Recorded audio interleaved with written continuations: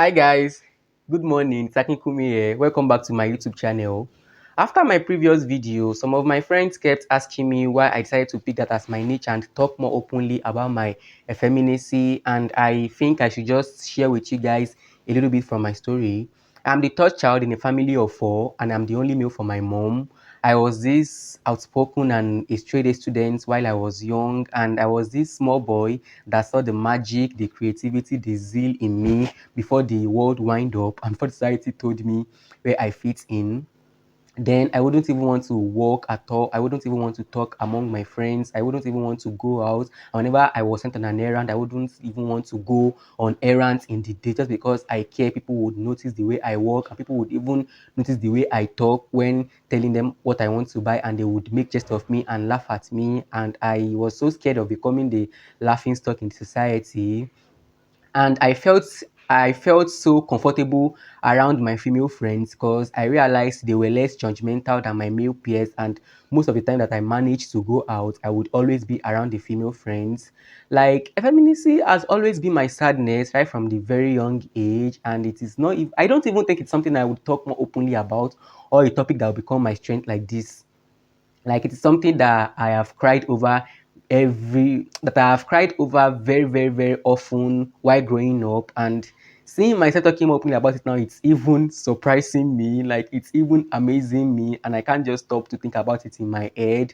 But I realized this time of the world that we are, this century that we are, you don't have to go to places where you're accepted every time. I just got to discover that you've got to go to some places and break down the walls and tell them this is my space too. I want to prove to the whole world the strength in me, the magic in me, and I want to prove to the whole world that being effeminate doesn't even in any way make me less of a man.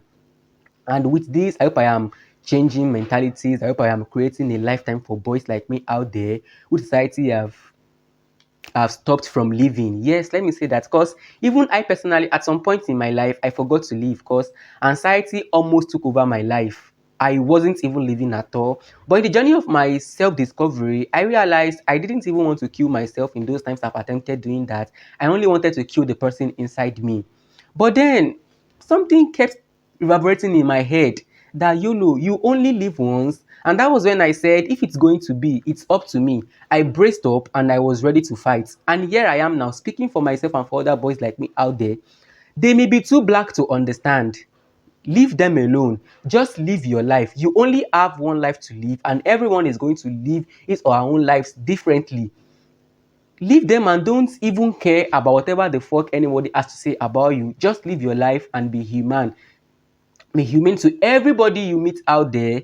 Effeminate boys, you are powerful, you are fearless, you are courageous, you are great, and I love you all so much. Like, I just love you. If you're walking through the street and you sashay and they stare at you, like, just leave them, let them stare. Like, when you're talking, the gesture, the eye expression, the facial expression, the way you winkle, the way you do series of things, and they were like, what the fuck is wrong with this?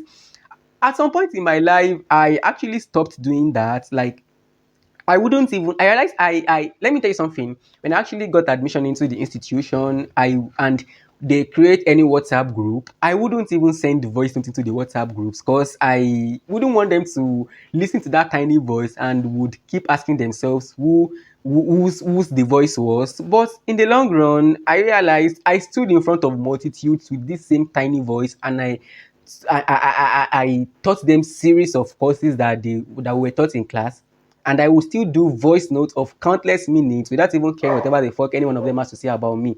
So you guys, I love you all and keep being you. Guys, make sure you click the subscribe button below to subscribe to my YouTube channel so that you don't miss out on any of my next videos. And I promise to keep you guys going. Like, we keep it rolling. Let's keep the advocacy on and let's keep talking openly about it, because I realize something about representation. It's something that is really, really helping the white folks, because they represent almost everything in their movies, in their books, and representation has always been a very, very great tool in changing the whole world. I love you all and stay blessed.